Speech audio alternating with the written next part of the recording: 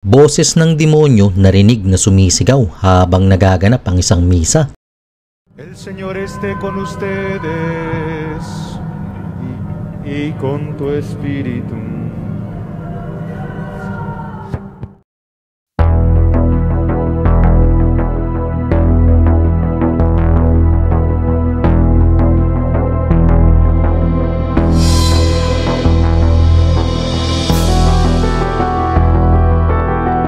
Isa na namang video ang nag-viral kamakailan kung saan habang nagaganap ang isang misa ay isang misteryosong tinig ang narinig at sinasabing boses ito ng isang demonyo. Tiyak na magugulat pati ang kapitbahay mo pag nalaman nilang pati ang mga sakristan mismo ay nagulat nang marinig ang kakaibang tinig.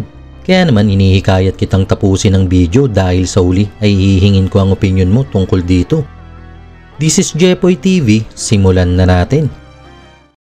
Ang nasabing insidente ay naganap noong ika-2 ng Enero 2022 sa Mexico kung saan sa kalagitnaan ng misa habang ang pari ay binabasa ang Biblia ay may insidenteng hindi nila maipaliwanag. Ayon sa mga nakasaksi, isa lamang daw itong normal na misa dahil linggo ng mga araw na yon, subalit ayon mismo sa mga miyembro ng simbahan ay may kakaibang bagay silang nararamdaman sa misa dahil habang nagsasalita ang pari ay may hindi pangkaraniwang boses ang sumasabay.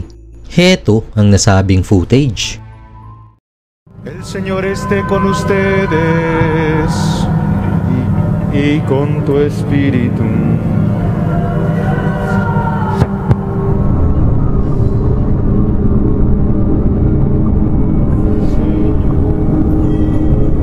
Walang duda na maririnig sa loob ng simbahan ang tila sumisigaw na boses na para bang ito'y humihingi ng tulong na kung saan maging ang mga sakristan mismo ay tila naging balisa at natakot ng kanilang marinig ang misteryosong boses dahil kahit sila mismo ay hindi alam kung saan nagmumula ang nasabing tunog. Ayon pa sa mga taong dumalo sa nasabing misa ay agad na tinapos ng pari ang misa matapos ang pangyayari at wala rin kahit na sino ang nakakaalam kung bakit agad na natapos ang misa.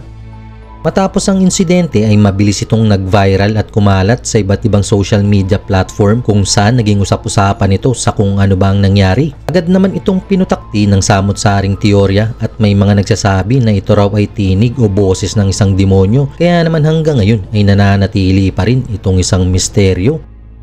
Sa panahon natin ngayon ay maraming kaganapan ang iniuugnay sa pananampalataya at may iilang gumagawa ng paraan para tayo ay ilihis sa katotohanan. At gaya ng palagi kong sinasabi na maging mapanuri sa lahat ng bagay. Ikaw, anong opinion mo sa video natin ngayon? Comment down below.